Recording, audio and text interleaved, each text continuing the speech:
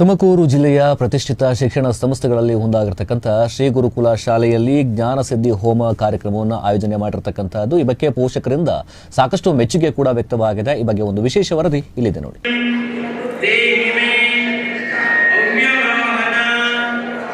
ತುಮಕೂರಿನ ಪ್ರತಿಷ್ಠಿತ ಶಿಕ್ಷಣ ಸಂಸ್ಥೆಗಳಲ್ಲಿ ಒಂದಾದ ಶ್ರೀ ಗುರುಕುಲ್ ಶಾಲೆಯಲ್ಲಿ 2026-27ನೇ ಸಾಲಿನ ಶೈಕ್ಷಣಿಕ ವರ್ಷದ ಅಂಗವಾಗಿ ಜ್ಞಾನಸಿದ್ಧಿ ಹೋಮ ಕಾರ್ಯಕ್ರಮವನ್ನ ಭಕ್ತಿ ಭಾವದಿಂದ ನಡೆಸಲಾಯಿತು.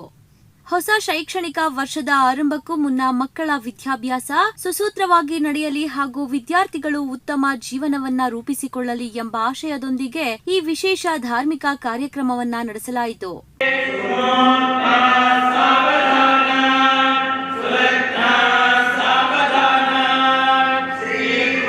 ಮೊದಲನೇ ತರಗತಿಗೆ ಸೇರ್ಪಡೆಯಾಗುತ್ತಿರುವ ಮಕ್ಕಳಿಗೆ ಮತ್ತು ಅವರ ಪೋಷಕರಿಗೆ ಶುಭವಾಗಲಿ ಎಂಬ ಉದ್ದೇಶದಿಂದ ಶಾಲೆಯ ಆಡಳಿತ ಮಂಡಳಿ ಈ ವಿನೂತನ ಕಾರ್ಯಕ್ರಮವನ್ನ ರೂಪಿಸಿದೆ.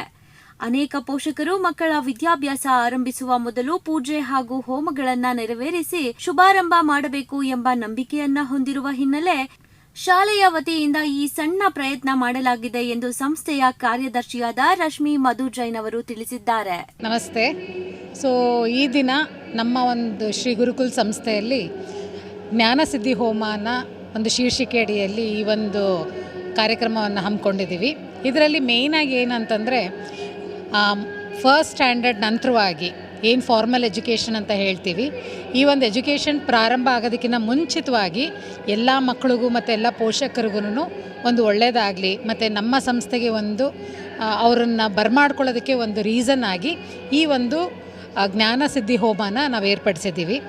ಸಾಮೂಹಿಕವಾಗಿ ಇದನ್ನು ಮಾಡೋದ್ರಿಂದ ಎಷ್ಟೋ ಜನಕ್ಕೆ ಮನಸ್ಸಿನಲ್ಲಿ ಆಸೆ ಇರುತ್ತೆ, ಒಂದು ಪ್ರಾಪರ್ ಎಜುಕೇಷನ್ ಸ್ಟಾರ್ಟ್ ಮಾಡೋದಕ್ಕಿಂತ ಮುಂಚಿತವಾಗಿ ಒಂದು ಒಳ್ಳೆ ಪೂಜೆ ಮಾಡಿ ಅಥವಾ ಒಂದು ಹೋಮ ಮಾಡಿ ನಾವು ಮಗುನ ಶಾಲೆಗೆ ಕಳಿಸ್ಬೇಕು ಅಂತ ಈ ಒಂದು ಪ್ರಯತ್ನದಲ್ಲಿ ಒಂದು ನಮ್ಮ ಶ್ರೀ ಗುರುಕುಲ್ ಸಂಸ್ಥೆಯಿಂದ ಒಂದು ಸಣ್ಣ ಒಂದು ಪ್ರಯತ್ನ ಮಾಡಿದ್ದೀವಿ. ಹೆಚ್ಚು ಕಮ್ಮಿ 150 ಜನ ಮಕ್ಕಳಿಗಿನ್ನ ಹೆಚ್ಚಿನ ಒಂದು ಸಂಖ್ಯೆಯಲ್ಲಿ ಇಲ್ಲಿ ಭಾಗವಹಿಸಿದ್ದಾರೆ. ಇದು 3 ದಿವಸ ನಡೆಯುತ್ತೆ. ಈ ಒಂದು ನಿನ್ನೆ, ಇವತ್ತು ಮತ್ತು ನಾಳೆ ಈ 3 ದಿವಸನೂ ನಡೆದಿದೆ. ನಮ್ಮ ಶಾಲೆಯಲ್ಲಿ ಅಡ್ಮಿಷನ್ ತೊಗೊಂಡಿರೋಂಥ ಮಕ್ಕಳಿಗೆ ಮತ್ತು ಪೋಷಕರಿಗೆ ಈ ಒಂದು ಪೂಜೆಯನ್ನು ನಾವು ಮಾಡಿಸ್ತಾ ಇದ್ದೀವಿ. ಇದರಿಂದ ಎಲ್ಲ ಒಂದು ದೋಷ ಪರಿಹಾರ ಆಗಿ ಮುಂದಿನ ಅವರ ಒಂದು ಎಜುಕೇಷನ್ನು ತುಂಬ ಚೆನ್ನಾಗಾಗಿ ಅವರು ಒಂದು ಉನ್ನತ ಮಟ್ಟಕ್ಕೆ ಬೆಳೀಲಿ ಒಂದು ಉದ್ದೇಶದಲ್ಲಿ ಈ ಒಂದು ಕಾರ್ಯಕ್ರಮನ ಹಮ್ಮಿಕೊಂಡಿದ್ದೀವಿ. ಇದು ಒಂದು ಉದ್ದೇಶ ನಮ್ಮ ಒಂದು ಶ್ರೀ ಗುರುಕುಲ್ ಸಂಸ್ಥೆಯದಾಗಿದೆ. ನಿನ್ನೆ ವಿನಾಯಕನ ಬಗ್ಗೆ ಪೂಜೆ ಆಯಿತು. ಇವತ್ತು ಸರಸ್ವತಿ, ನಾಳೆ ಹಯಗ್ರೀವ ಪೂಜೆ. ಅಂದರೆ 3 ದಿವಸ ಕಾಲ ನಡೆಯುತ್ತೆ ಇದು. ಆ 3 ದಿವಸನೂ 50 ಪೇರೆಂಟ್ಸ್ ಅಂದರೆ ಮಕ್ಕಳು ಜೊತೆ ಪೇರೆಂಟ್ಸು ಬಂದು ಇದರಲ್ಲಿ ಭಾಗವಹಿಸ್ತಾರೆ. ಇದರಿಂದ ಎಲ್ಲರಿಗೂ ಒಳ್ಳೆಯದಾಗುತ್ತೆ ಅನ್ನೋದು ನಮ್ಮ ಗುರುಕುಲ ಉದ್ದೇಶ. 3 ದಿನಗಳ ಕಾಲ ಅಂದರೆ ಈ ಕಾರ್ಯಕ್ರಮ ಬುಧವಾರ, ಗುರುವಾರ ಮತ್ತು ಶುಕ್ರವಾರ ನಡೆದಿದೆ. ಪ್ರತಿದಿನ ಸುಮಾರು 50ಕ್ಕೂ ಹೆಚ್ಚು ವಿದ್ಯಾರ್ಥಿಗಳು ಹಾಗೂ ಅವರ ಪೋಷಕರು ಭಾಗವಹಿಸಿದ್ದು ಒಟ್ಟಾರೆ 150ಕ್ಕೂ ಹೆಚ್ಚು ಮಕ್ಕಳು ಕಾರ್ಯಕ್ರಮದಲ್ಲಿ ಪಾಲ್ಗೊಂಡಿದ್ದಾರೆ. ವಿದ್ಯಾರ್ಥಿಗಳ ಜೀವನದಲ್ಲಿ ಎಲ್ಲಾ ದೋಷಗಳು ನಿವಾರಣೆಯಾಗಲಿ, ವಿದ್ಯಾಭ್ಯಾಸದಲ್ಲಿ ಉತ್ತಮ ಸಾಧನೆ ಮಾಡಲಿ ಹಾಗೂ ಉನ್ನತ ಮಟ್ಟಕ್ಕೆ ಬೆಳೆಯಲಿ ಎಂಬ ಸಂಕಲ್ಪದೊಂದಿಗೆ ಈ ಹೋಮ ಹಾಗೂ ಪೂಜೆಗಳನ್ನು ನೆರವೇರಿಸಲಾಗುತ್ತಿದೆ. ಮನುಷ್ಯ ಸ್ವಾಭಿಮಾನಿಯಾಗಿ ಬದುಕಬೇಕು ಎಂದಾದರೆ ವಿದ್ಯೆ ಅತ್ಯಂತ ಶ್ರೇಷ್ಠವಾದಂತಹ ಸಾಧನ. ಈ ವಿದ್ಯಾರ್ಜನೆಯ ಸಂದರ್ಭ ಎಂದು ಹೇಳಿದಾಗ ಮನುಷ್ಯನಿಗೆ ಜನಿಸಿ 8ನೇ ವರ್ಷದಿಂದ ಪ್ರಾರಂಭ ಎಂಬುದಾಗಿ ಹೇಳುತ್ತಾರೆ.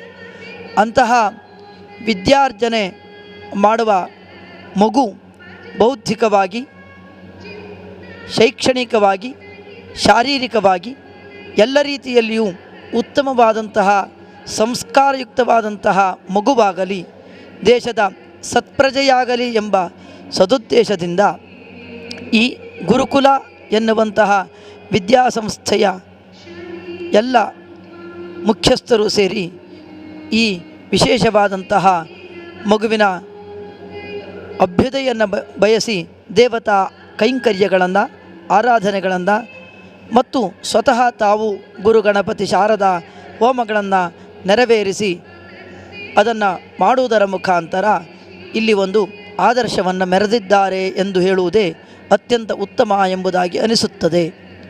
ಕಾರ್ಯಕ್ರಮದ ವಿಶೇಷವಾಗಿ ಮೊದಲ ದಿನ ವಿನಾಯಕನ ಪೂಜೆ, 2ನೇ ದಿನ ಸರಸ್ವತಿ ಪೂಜೆ ಹಾಗೂ 3ನೇ ದಿನ ಹಯಗ್ರೀವ ಪೂಜೆ ಆಯೋಜಿಸಲಾಗಿತ್ತು.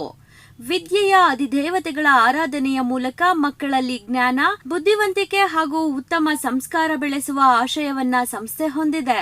ಒಂದು ಮಂಕುತಿಮ್ಮನ ಕಗ್ಗ ಇದೆ, ಹಳೆಬೇರು ಹೊಸ ಚಿಗುರು ಕೂಡಿರಲು ಮರಸೊಬಗು, ಹಳೆ ತತ್ವ ಹೊಸ ಯುಕ್ತಿ ಕೂಡಿರಲು ಧರ್ಮ, ಹೀಗೆ ಮುಂದುವರಿಯುತ್ತೆ. ಋಷಿವಾಕ್ಯದೊಡೆ ವಿಜ್ಞಾನ ಮೇಳವಿಸೆ ಜಸವು ಜೀವನಕ್ಕೆ ಮಂಕುತಿಮ್ಮ ಅಂತ ಇದೆ. ಗುರುಕುಲ ಇವತ್ತು ಈ ಕಾಲಕ್ಕೆ, ಈಗಿನ ಕಾಲಕ್ಕೆ ಏನು ಎಜುಕೇಷನ್ ಬೇಕೋ ಅದ್ರ ಜೊತೆ ಕೂಡ ಸಂಸ್ಕಾರ, ಸಂಸ್ಕೃತಿ, ಪರಂಪರೆಯನ್ನು ಉಳಿಸುವಂಥ ಒಂದು ಅದ್ಭುತವಾದ ಕೆಲಸವನ್ನು ಮಾಡ್ತಿದೆ. ಇದರ ರೂವಾರಿಯಾದ ಶ್ರೀ ಮಧು ಜೈನ್ ಸರ್ ಅವರಿಗೆ ನಾವು ನಿಜವಾಗ್ಲೂ ಆಭಾರಿಯಾಗಿದ್ದೇವೆ. ಬಹಳ ಚೆನ್ನಾಗಿದೆ. ಮಕ್ಕಳು ಕೂಡ ಸಂಸ್ಕಾರ, ಸಂಸ್ಕೃತಿಯನ್ನು ತುಂಬ ಚೆನ್ನಾಗಿ ಕಲ್ತ್ಕೊಳ್ತಾರೆ. ನಮ್ಮ ಬಲ ಇರೋದೇ ನಮ್ಮ ಸಂಸ್ಕೃತಿನಲ್ಲಿ, ನಮ್ಮ ಬೇರುಗಳು ಇರೋದೇ ನಮ್ಮ ಸಂಸ್ಕೃತಿನಲ್ಲಿ. ಅದನ್ನು ನಾವು ಮಕ್ಕಳಿಗೆ ಪರಿಚಯಿಸಬೇಕು ಅನ್ನೋ ಒಂದು ಉದ್ದೇಶ. ಜೊತೆಯಲ್ಲಿ ಮಕ್ಕಳಿಗೆ ಇವತ್ತು ಒಂದು ಒಳ್ಳೆ ಆಶೀರ್ವಾದ ಸಿಕ್ಕಿದೆ ಅಂತ ನಾವಾದರೂ ಭಾವಿಸ್ತೇವೆ. ನಿಜವಾಗ್ಲೂ ಹೇಳ್ಬೇಕಂದ್ರೆ ಒಂಥರ ಪುಣ್ಯ ಮಾಡಿದ್ದೀವಿ ಅನ್ಕೋಬೇಕು. ನನ್ನ ಮಗುನ ಈ ಸ್ಕೂಲಲ್ಲಿ ಓದಿಸ್ತಾ ಇದ್ದೀನಿ ಅಂತ ಹೇಳ್ಕೊಳಕ್ಕೆ.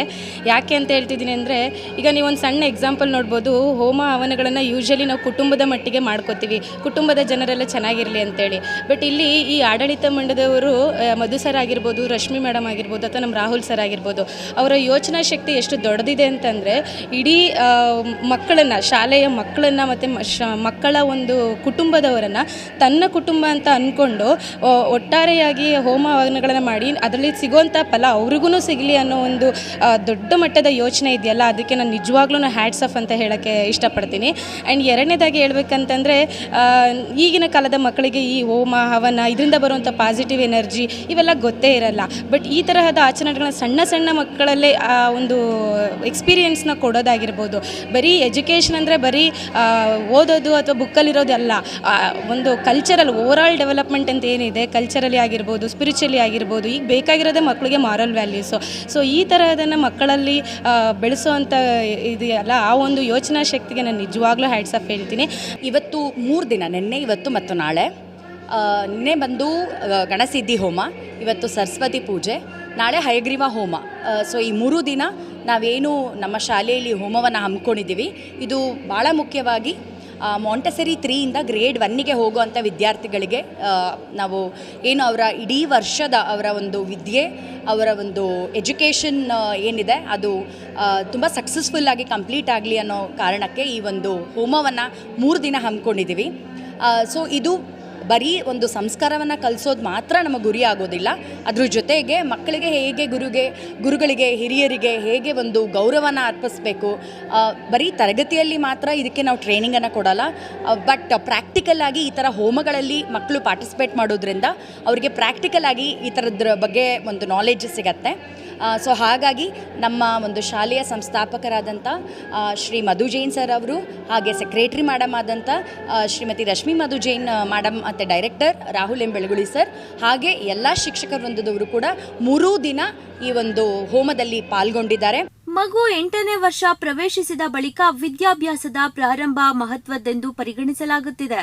ಮಗು 8ನೇ ವರ್ಷ ಪ್ರವೇಶಿಸಿದ ಬಳಿಕ ವಿದ್ಯಾಭ್ಯಾಸದ ಪ್ರಾರಂಭ ಮಹತ್ವದ್ದೆಂದು ಪರಿಗಣಿಸಲಾಗುತ್ತದೆ. ವಿದ್ಯಾರ್ಥಿಗಳು ಬೌದ್ಧಿಕ, ಶೈಕ್ಷಣಿಕ ಹಾಗೂ ಶಾರೀರಿಕವಾಗಿ ಸದೃಢರಾಗಬೇಕು. ಜೊತೆಗೆ ಉತ್ತಮ ಸಂಸ್ಕಾರಯುತ ನಾಗರಿಕರಾಗಿ ದೇಶಕ್ಕೆ ಮಾದರಿಯಾಗಬೇಕು ಎಂಬ ಉದ್ದೇಶದಿಂದ ಶ್ರೀ ಗುರುಕುಲ್ ವಿದ್ಯಾಸಂಸ್ಥೆ ಈ ವಿಶೇಷ ಕಾರ್ಯಕ್ರಮವನ್ನು ಅರ್ಥಪೂರ್ಣವಾಗಿ ಆಚರಿಸಿದೆ.